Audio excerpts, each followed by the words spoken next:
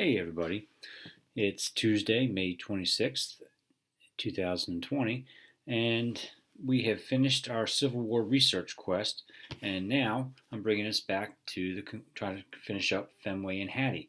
But it's been a while, so I just wanted to give you a quick little summary about what's been going on so far up to this point.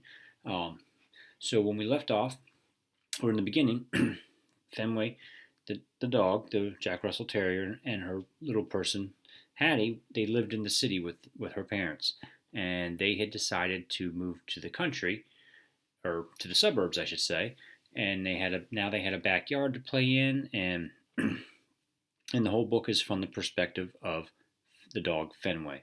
And Fenway keeps calling the backyard a dog park, and she says she has the best little human ever, and all she's going on and on about this, and all of a sudden Hattie starts to not pay as much attention to Fenway and starts meeting other kids, and the dogs in that yard next door keep telling Fenway that, oh, this is how it goes down. The little person starts to forget about you and doesn't play as much with you, and Fenway is starting to see this when Hattie goes up into her treehouse without her to play with those nasty little squirrels that she hates so much. Um, and so when we left off at the end there, it said that Hattie was having a serious talk with Fenway, and he didn't really understand what she was saying, but he knew it was very important. But what was she trying to tell him? He didn't know. So here we are on chapter 8. When it's morning time, Hattie rubs her eyes. Yippee, she's awake. I crawl up to her face and lick her cheek. My whole backside is wagging with excitement. Get up, Hattie, I bark. It's time to play. She laughs and strokes my back, and then she rolls over, her gaze drifting to the top of the dresser, where her backpack is. She gets out of bed and she reaches for it, and my tail goes crazy with a wonderful memory. That backpack is full of treats. I fly off the bed, running around her bare feet. Hooray, hooray, treats are coming, treats are coming. Hattie grabs a few treats and bounces on her toes. Sit, Fenway, she says. Oh boy, I can't wait for those treats. I jump and jump, sniffing wildly at first. Ouch! I collide with the chair, and a stack of clean clothes tumbles to the floor. As Hattie bends down to scoop them up, I'm ready. Chomp! That was awfully easy and tasty. Fenway, Hattie scolds, her voice is annoyed. What's up with that? Didn't she want me to have the treat? Hattie sighs and starts refolding the clothes. Apparently, playtime is over. Or maybe not. A bacony smell wafts through in from the hallway. Wowee, I love bacon, and I speed out the door. Great news, Hattie, I bark. Bacon, bacon. I bound down the stairs straight toward that bacony aroma, the sounds of popping and sizzling until I get to the eating place doorway and skid to a stop. My tummy sinks. Curse you, wicked floor. Food lady and fetch man are sitting at the table, holding a steaming cups that smell like coffee. I inhale that smoky, salty scent of bacon. My tongue can already taste it. Hattie trots right on in, her energy full of purpose. She snatches a strip of glistening bacon and turns to me. Fenway, come, she says. Fetchman pats Food Lady's arm. His face is beaming with pride. Hattie stretches out her hand as if I didn't notice she was holding a piece of ripply, gorgeous bacon. Fenway, come, she says again. My belly roars with desire. Saliva drips onto my whiskers. The wicked floor is standing between me and that wondrously yummy bacon. Hattie gazes at me sweetly.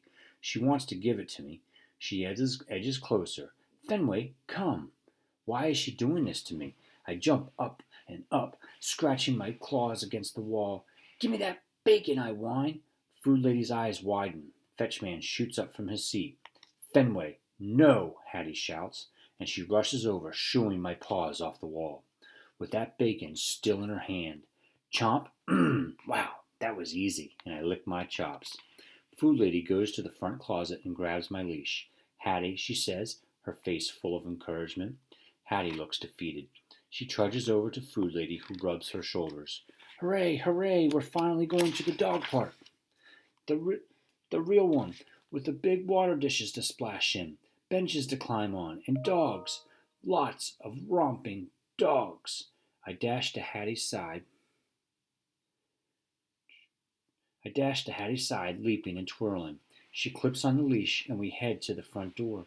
We walk right past the jump rope coiled on the floor. Its scent of familiar short humans and gritty pavement has grown so faint, it's almost unrecognizable. It's a mystery, but there's no time to investigate. There's playing to be played. I pulled Hattie down the steps and into the hot, blazing sun. After stopping to pee on a patch of grass, me, not her, we head down the hallway and walk onto the actual street where cars and trucks and buses go. I try to let Hattie know that this is a bad idea by pulling her onto the sidewalk. But whoa, the sidewalk is gone. Where will I find yummy crumbs to eat or sticky wrappers to lick? Apparently it doesn't matter because Hattie is determined to walk in the street. Good thing there are no cars or trucks coming or buses coming. In fact, it's strangely quiet. No human voices yelling or sirens screaming, and not even one car door slamming. The only noises I hear are the buzzing bees and fluty, chirpy birds up in the leafy trees. It's all so wrong. Where did everything go? And those aren't the only problems. Hattie's heading up the street without fetchman or food lady. They're supposed to come on walks. Where are they? Why is Hattie leaving without them? As I scout around, I see even more signs of trouble. Where are the lamp posts and parking meters or trash cans? What will I sniff? How will I know which dogs have passed by? The more I protest, the more Hattie yanks the leash. Maybe I'm worrying for nothing, because up ahead, beyond the trees, there it is, the dog park. I knew that fence anywhere. My tail starts wagging and my legs move faster, but Hattie's pace does not quicken. Doesn't she realize how important it is to get to the dog park? Hurry, I bark. The other dogs are probably already playing without us. I sniff like crazy, trying to pick up whiffs of who might be there. My ears try to catch sounds of jingling, panting, frolicking dogs, but all I smell are chipmunks, and all I hear are more bees and birds, which is weird, because we're almost there. I can hardly wait. I practically drag Hattie along the fence. I'm searching for the gate when my ears droop. My tail stops wagging. It's a park, all right. A planty, shrubby sort of park with a path that leads up to a porch and a house, just like ours. No bench to climb on, no dogs to romp with. Hattie does not smell concerned. Apparently she knows the way. We pass more houses, and I sense a pattern. Clusters of trees, grass, a driveway. More clusters of trees, more grass, another driveway. Where's the traffic light? The traffic light where we wait and sniff. Where's the fire hydrant covered with pigeon poop? We have a lot. We must have a lot farther to go. We come to another planty, shrubby park when I do a double take. There's an animal about my size, a perfectly still dog. He got containers on either side of his pack, with flowers sprouting out of them. I know every dog has his job, but let's just say I'm glad my job is not holding a bunch of flowers. The perfectly still dog is standing perfectly still, his ears spiked, his head focused forward as if he does not even notice us. How rude. Hattie must see him too, but she refuses to stop. Probably for the best. We're searching for dogs to play with, and this guy doesn't seem like any fun at all. We pause at a dense cluster of shrubs, and I take the opportunity to pee. We go past a couple more houses and driveways, and then off in the distance, I hear a roaring, clanking sound. It grows louder and louder and louder. Something is approaching. Hattie pulls me to the side of the road just as it appears. I know this thing. It's the big brown truck that prowls the streets and leaves packages in the lobby downstairs. But somehow it got bigger and browner, and it's truckier than I remember. What's it doing here? Did it follow us all the way from our other neighborhood? In any case, there's no time for questions. I have a short human to protect. I lunge at the monster, baring my teeth. Go away, you beast, or pay the consequences. Urgh. Hattie gasps and yanks me out of the street. Fenway, sit, sit, sit, she yells, obviously upset by this menace. I'm ready to attack the truck if it comes to that. I jump and growl, showing him just how serious I am, and my work pays off. The big brown truck rattles on by with a bang and a roar and a boom. Fumes linger as it cruises away. Stinky, sinister fumes. And don't come back, I bark. But instead of thanking me, Hattie looks annoyed. Oh, Fenway, she says with a frustrated sigh. She must be eager to get to the dog park. Hey, I'm eager too. It's not like I asked for the interruption. As we continue, all I smell are birds, squirrels, and the occasional chipmunk. I spot nothing more interesting than a stone wall, a telephone pole, or a planter of roses. My tail sinks with a terrible thought. This is not the way to the dog park. Where are we going? I redouble my efforts, and I sniff every tree, every shrub, every driveway. Wait a minute. We're on the same street as before. We're passing the same trees and grassy parks that we've already gone by. We pass by the perfectly still dog who's in the exact same spot as last time. Before I know it, we end up back at our own home. Hello? We didn't go to the dog park, or the place where short humans with backpacks go, or anywhere. And we didn't come back with bread or milk or donuts. What did we do? Just wander around? But instead of smelling frustrated or ashamed or sad that we didn't get out to play, Hattie skips up the front walkway perfectly satisfied. What is that about? We're almost to the porch when off in the distance I hear the rattling, roaring, the booming, louder and louder.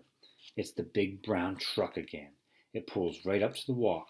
Obviously, it's following us. How dare it return? I spring up and bare my teeth, pulling on the leash. I warned you not to come back, I bark.